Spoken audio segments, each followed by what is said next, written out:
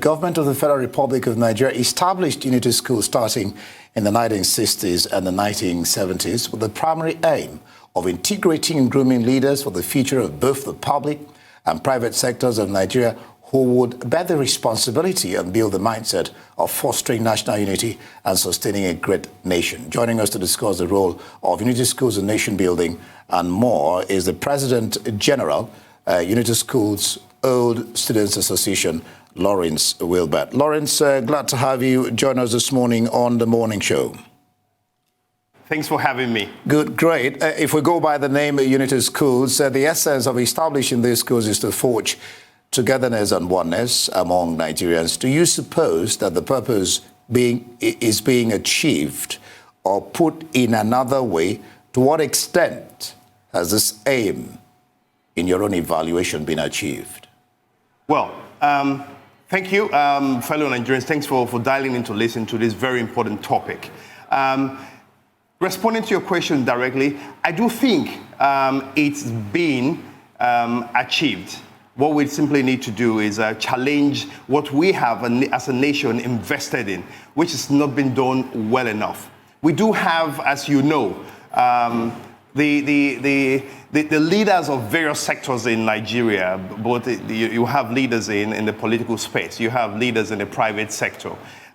In that, you have a huge cadre of Nigerians who were trained by the federal government for their current vocations.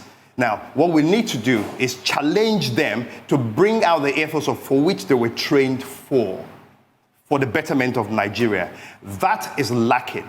And that's why we have the Unity Schools Old Students Association, to draw out and show Nigerians who we be for Nigeria. And of course, to bring to the leaders that dictate or drive the nation right now, to tell them that, hey, you've invested in these people, you need to use them. Otherwise, you're not getting the best out of your investment. Very good. You know, as the president of the association, what are you guys doing to further assist the government to start with? I am an alumni of the Unity School. I went to Federal Government Girls College, Benin, and I'd like to know what, someone like me can do to support, but I'd like to know what your association has been doing so far to assist the government in this leadership program. Absolutely. Now, I'm glad to hear that you're an alumni of the great FGGC Benin. Now, the first thing we need to appreciate the fact that we have over 1 million members nationwide who have gone through these 104 Unity schools. Now, the association right now is currently, I use the word, activating USOSANs nationwide and reminding them that there are graduates trained to be leaders for Nigeria for a time like this where the nation is challenged with corruption, a time like this where the nation is challenged with leaders that should stand for the rights of the common man in the street. Now, addressing specifically an alumni like yours, specifically, you see what you will find that the alumni of FGGC Benin should be reaching out to persons like yourself who are already pace-setters in your own sector to remind you that, hey, you were actually groomed, I dare say, free of charge. Almost free of charge. Yes, for the positions or for the vocation which you're thriving in right now, yes. And to now leverage off your network for the betterment of Nigeria. It's not just for you, but for the betterment of Nigeria, and that is why USOSA stands for, being in the forefront of challenging or developing excellence in the educational sector and in governance in Nigeria. Let's still stick with the role of the alumni. What role is the alumni playing in the polity? By this, I mean, will it be out of place, Lawrence, for them to sponsor candidates whose campaign and manifesto resonate with its ideals, or even the products of these schools? Now, I will prefix all statements I will make here by letting you know that USOSA, it's apolitical. We're not a political organization. We're an alumni coalition focused on governance and the educational sector. But that said, I encourage, as President General, all USOSANs to get into politics. It is very clear that we cannot leave the political space. You know why I said this, Lawrence? Because I just read yesterday, I think, a lady, either a secretary or someone, who was asking, and is a member of USOSA, who was saying that, for example, in the area of education, that your association could be, made minister, a member, to guide, run things. That was why I was saying that, not particularly about the politics, because this is about leadership anyway. You don't have to be political to engage in leadership. Yes. Now, I hear what you say, but we approach it from a slightly different angle. The key thing here is a broomstick cannot sweep any room. You need a proper broom, a bunch of broomsticks. Now, USOSANs, the 1 million plus of them nationwide, need to rise together, remembering what they were groomed for with the motto of pro unitate, because that is what we were trained for. There's a lot of investment that was put into that body. But over and above that, whilst that is going on, we simply need to even challenge our network around us to say, hey, do things aright for Nigeria. So it's a calling. It's a calling that we need to challenge. We are challenging ourselves now to rise to the challenges of the land and see that we can rectify what is going on. I mean, there's a lot of things going on just not right in the nation right now. Yes. A lot of things, lots of things going on in the society right now. Yeah. I know. It's so nice to hear you say our motto, which is the pro unitate. I mean, it's really exciting to hear that motto. But can you tell us, let's go back to the unity schools. Correct. What did they do differently, to set their ex-students apart to become nation leaders? Yes, what they did differently was very simple. Take in children from the age of 11, 12, 10, some older, from different parts of the nation, irrespective of the family background, rich or poor, the family status, irrespective of religion, irrespective of where they were in the different parts of the nation, and then brought them into each of these schools, which were like cooking pots, and then infused in them, the virtues of integrity. Think for all together, not just for yourself and for your tribe. Think about the development of this nation, because you are going to be one of the leaders to lead, to drive this nation. So what it did differently was to bring people from different parts of Nigeria and then teach them nationhood, teach them that they are Nigerians and to stand as Nigerians. That's what I did differently. All right. When you watch, Lawrence, what's happening in the polity today, you see so much divisiveness, lack of trust, extreme sometimes, one must say, very dangerous parochial inclinations across the length and breadth of this country. How can we begin to, your association, that's what I'm talking about, bend the curve to reflect the essence, really, and purpose of establishing these unity schools? I and my team, we have a tough role. The beauty about it is we have, as part of the leadership, we have a coalition of leaders from all alumni associations, all 104 of them. What we worry about and is on a daily basis is how we can activate our USOSANs, just like OG there, to make sure they can stand for what they have been groomed for. You see, permit me to use a religious example. It's like a Christian.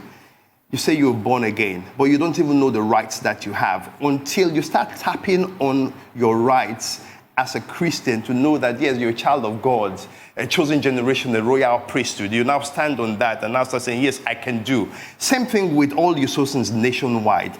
I use this. All we're doing is activating who we be. We need to know, we need to remember who we are nationwide as Nigerians, as groomed leaders for Nigeria, and now start challenging that in the place. You see, like I said, a single broomstick cannot sweep. However, we need to come out en masse and now start driving the ideals for which this nation was created. You're right. Okay. But now, Lawrence, the state of the Unity schools is really one of my major concerns at this point, because when I went to school, I will tell you, we had, some certain things in place, especially in the boarding situation.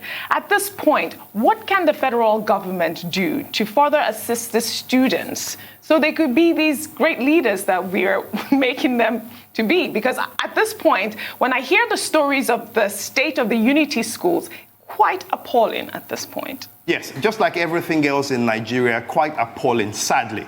However, what the federal government, who are really the owners of the school, need to do, and are trying to do, but just not well enough, is they need to build the stakeholder ecosystem well, and then tap on and leverage off the network of these stakeholders. And the stakeholders I'm talking about, typically the alumni associations, where a large endowment of finance funds lies, and infuse them into the decision-making process. I know they're already engaged with the PTA. I know there is civil society engaging on the fringes. However, there needs to be a structured framework which will actively engage the ecosystem to now drive this a lot more. You see, I hammer on the role of, on the Unity and the Alumni Association more, simply because when you've gone through the school for 5 years, for the rest of your life, you are tied to those 5 years, which you typically consider to be the best times of your life. That is where certain virtues are infused into you,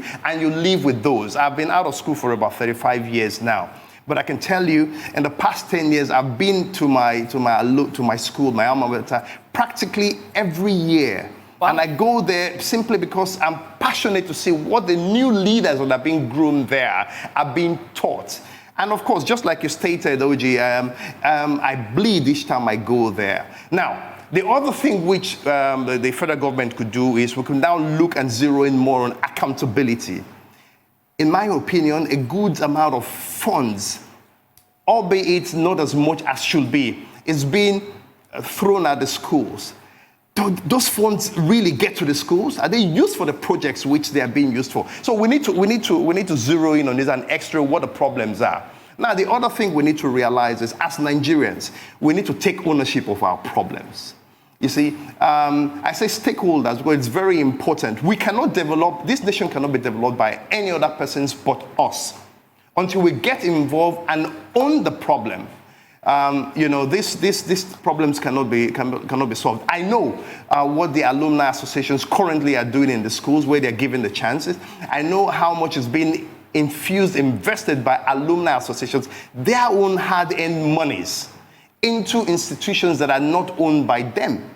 What do you mean by when they're given the chances? In certain cases, we have, let's use the Unity schools. We have 104 schools nationwide. Not all CEOs of the school, by CEOs I mean the principals, not all CEOs are welcome into the alumni association to get involved for various reasons. And those reasons could be objective, justified. Some of those reasons could also be because they don't need anybody looking over the shoulders and spying on any corruption going on in the school. But I can tell you confidently that a good percentage of what should be done in those schools with the funds that are being budgeted for the schools, they are not being used for those purposes. So we need to take ownership as Nigerians, as stakeholders in these centers of excellence of education in Nigeria. All right, Lawrence, so much more to talk about. Yes. We're going to keep you on pause, probably going to toe the line of OG on the state of the schools and all that, and so much more that was to talk about. Excuse me, when we'll get back. Hang in there, Lawrence.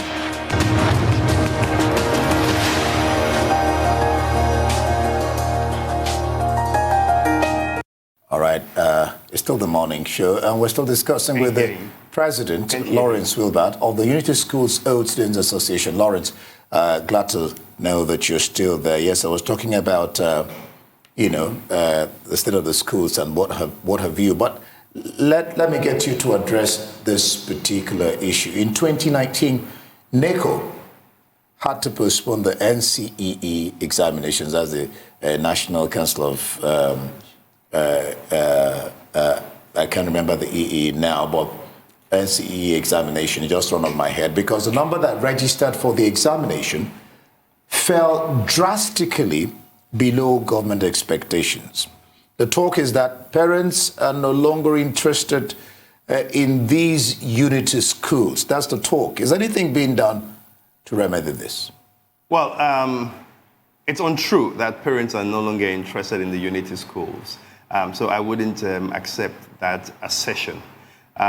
The fact that there might be a drop in number of students registering for NECO can be maybe adduced to a different reason. But the fact that the schools still do have a plethora of students registering to enroll, it's true.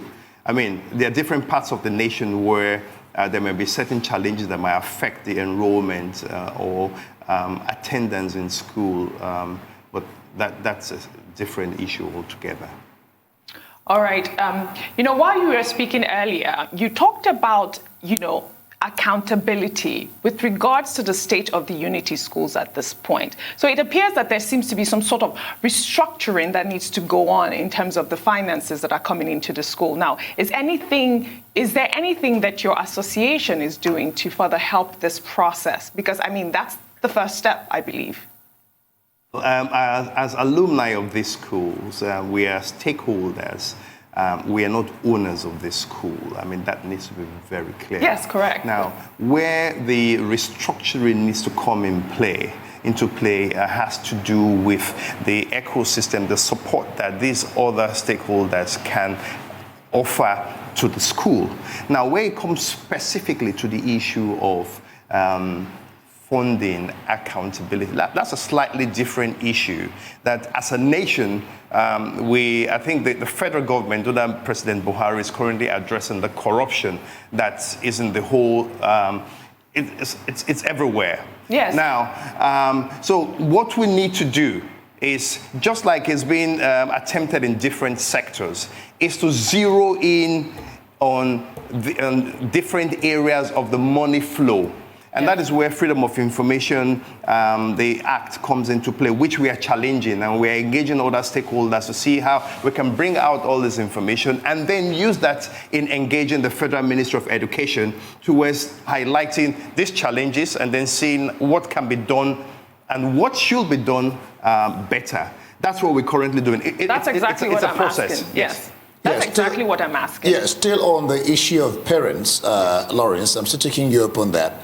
The reason being adduced for the loss of interest, which some actually even calling for stoppage of these colleges, is that government has lost the capacity to sustain the vision of the founding fathers. What's your sense? Okay, I didn't get that question quite clearly because can I take it again? Was dropping off. Okay, can I take it again? Yes, please. Good. I said that the reason being adduced, why parents are losing interest, and you said that's not the case, maybe in some places, with some calling for even stoppages of these colleges, is that the government has lost the capacity to sustain, the vision of the founding fathers. What's your sense? It's ridiculous for anybody to call for stoppages of anything in Nigeria. You can as well call for stoppages of funding of hospitals simply because they are not well funded and let all of us die. If anyone talks about stoppage of the unity schools, it's very laughable. And it should not even be considered in any gathering of serious human beings, not Nigerians. Now, for the following reason. The ethos for setting up the unity schools is still very valid right now. We need to drive unity of this nation. Yeah. Now, over and above that, we need to challenge our numbers and realize that the unity schools can be used as a tool for international diplomacy, particularly in Africa. Yes. Because right here, you can use them for as a center of excellence where you attract other Africans to come study and know Nigeria better, and know Nigerians to be the great, resilient people that they are. We are good people. We are a great nation. So we need to use this vehicle to make sure that we achieve that. So I totally will go against anybody that considers the shutting down of the unity schools. I was just thinking, really, what's the difference? What's the difference? I was just thinking, it just came to my mind, and I said, let me drop it.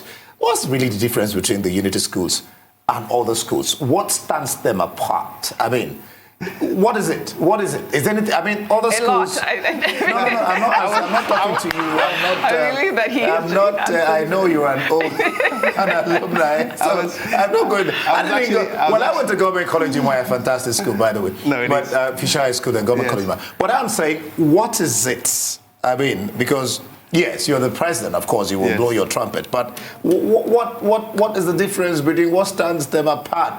Why should I go to Unity? Yes, okay. On a lighter note, when you see fine gentlemen like myself and excellent, beautiful ladies like OG, I mean, you didn't talk about me. I'm a very fine gentleman. All graduates. I am more beautiful than OG, and I mean, so I didn't go to what did you call it? I didn't go to Unity College. So give me a break, please. Okay. Now that was on a lighter note. Now, what stands us apart, and sadly, by the day we're losing that, is the fact that, I mean, Nigerians, children, are being brought together from different parts of Nigeria to a particular location where they are all groomed to realize that they are Nigerians.